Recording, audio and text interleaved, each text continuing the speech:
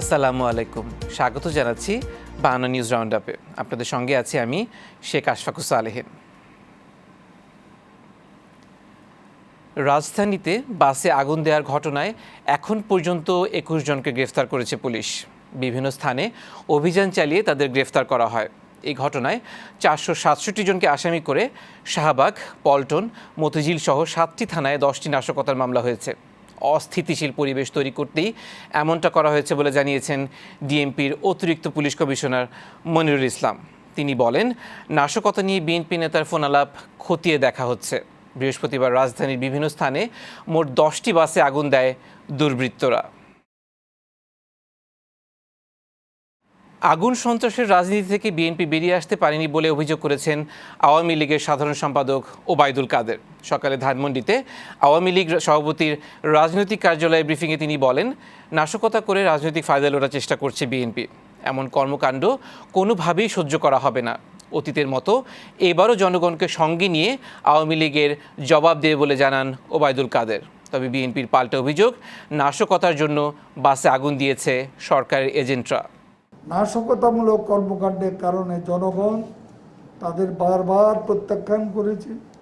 নিরীহ মানুষের জীবন ও সম্পদ হানির মাধ্যমে ত্রাসের রাজত্ব কায়েমের মধ্য দিয়ে রাজনৈতিক ফায়দা লুদার অপচেষ্টা তারা করে যাচ্ছে। এটা তাদের পুরনো অভ্যাস। এদিকে বিএনপিকে নিশ্চিহ্ন করার পায়তারা চলছে বলে অভিযোগ করেছেন দলটির মহাসচিব মির্জা ফখরুল ইসলাম আলমগীর। রাজধানীতে বাসে আগুন লাগানোর ঘটনা দুঃখজনক জানিয়ে এর তীব্র নিন্দা জানান তিনি। উপনির্বাচনের দিন সরকারের এজেন্টরা এসব ঘটিয়ে বিএনপির নাম দিচ্ছে বলে অভিযোগ করেন মির্জা ফখরুল।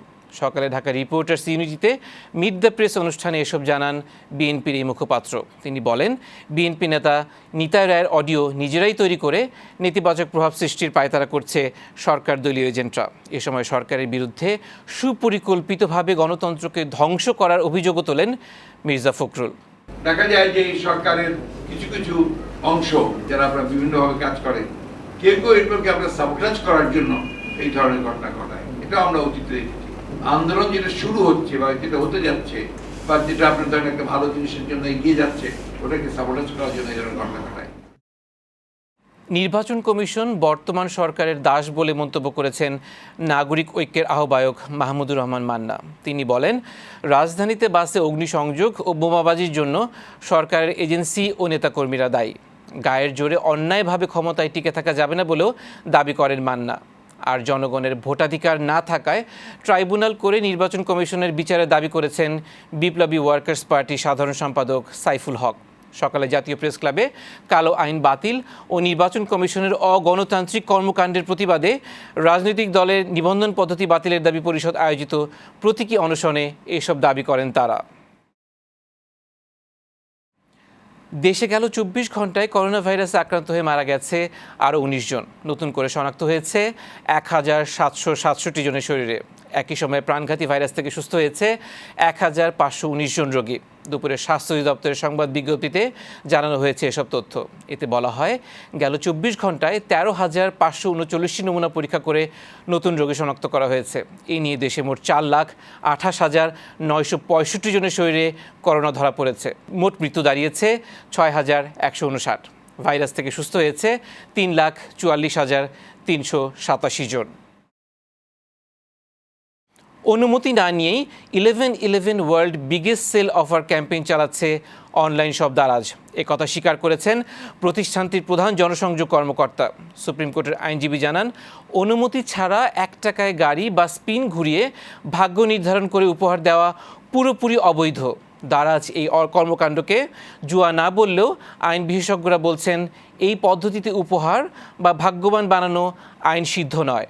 এখনই ব্যবস্থা না নিলে প্রশাসনের ভূমিকা নিয়ে প্রশ্ন উঠবে বলে মনে করেন আইনজীবীরা।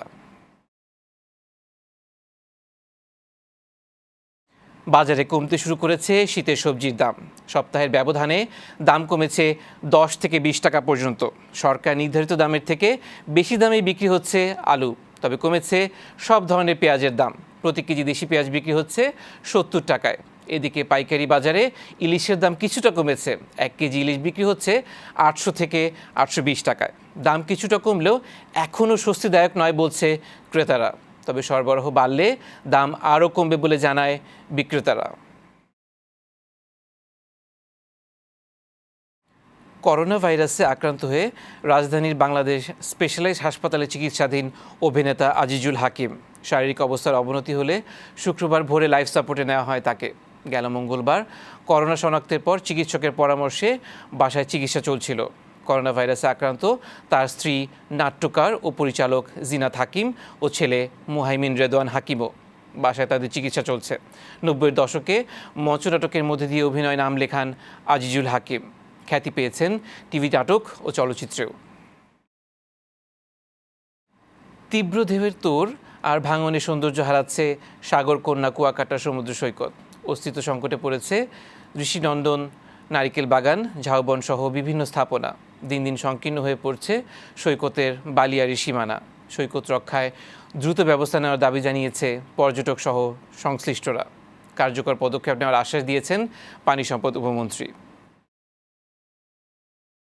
নারায়ণগঞ্জের নুলুয়াপাড়ায় কথা কাটাকাটির জেরে মেহেদী নামে এক ভাড়াটিয়াকে পিটিয়ে হত্যার অভিযোগ উঠেছে বাড়ির মালিকের বিরুদ্ধে। বৃহস্পতিবার রাতে এ ঘটনা ঘটে। নিহতের স্বজনরা জানায় 1500 টাকা ভাড়া বাকি থাকা নিয়ে বাড়িওয়ালার সঙ্গে মেহেদীর তর্ক হয়।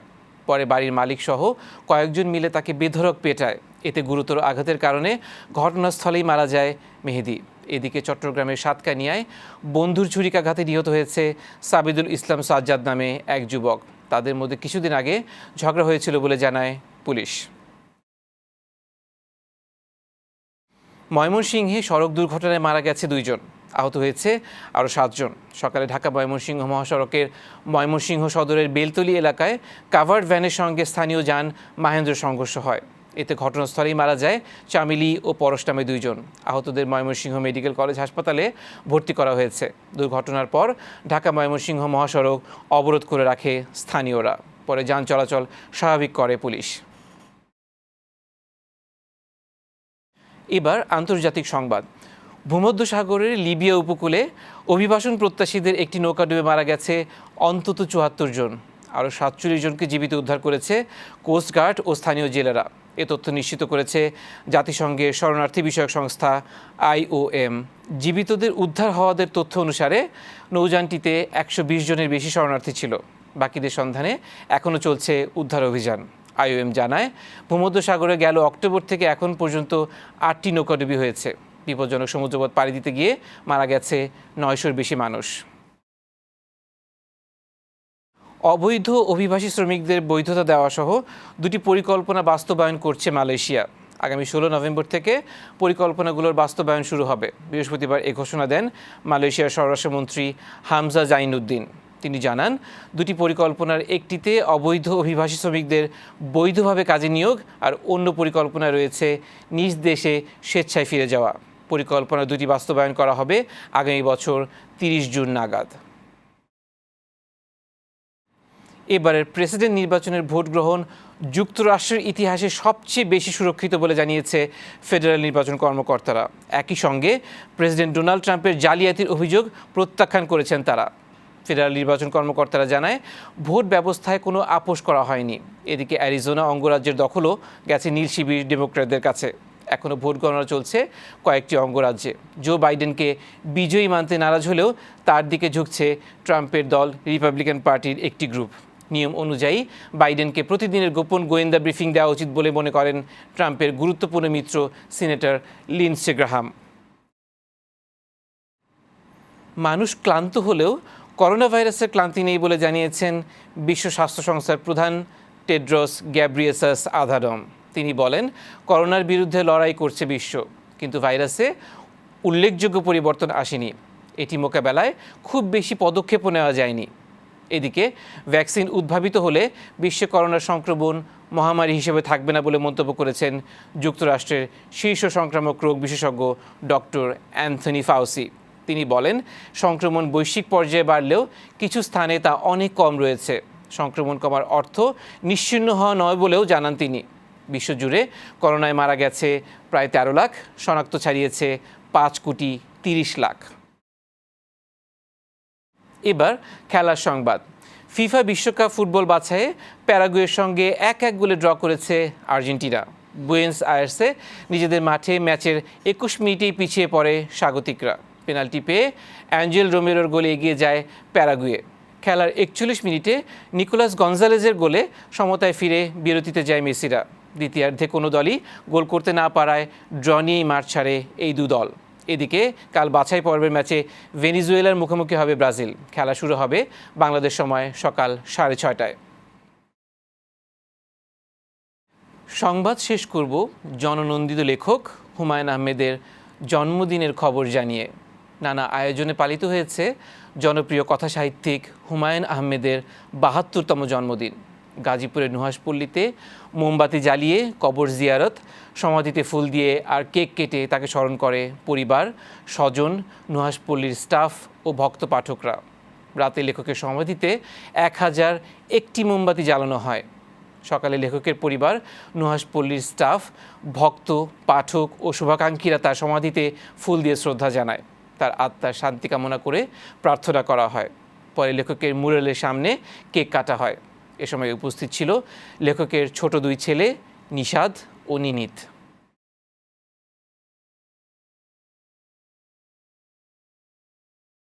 বায়ান্ন নিউজ রাউন্ড আপ এ পর্যন্তই। বায়ান্ন নিউজের আপডেট পেতে বিশ্বের যে কোনো প্রান্ত থেকে ভিজিট করুন bayanno.com, facebook.com/bayanno digital ও youtube.com/bayanno TV digital। ধন্যবাদ সবাইকে।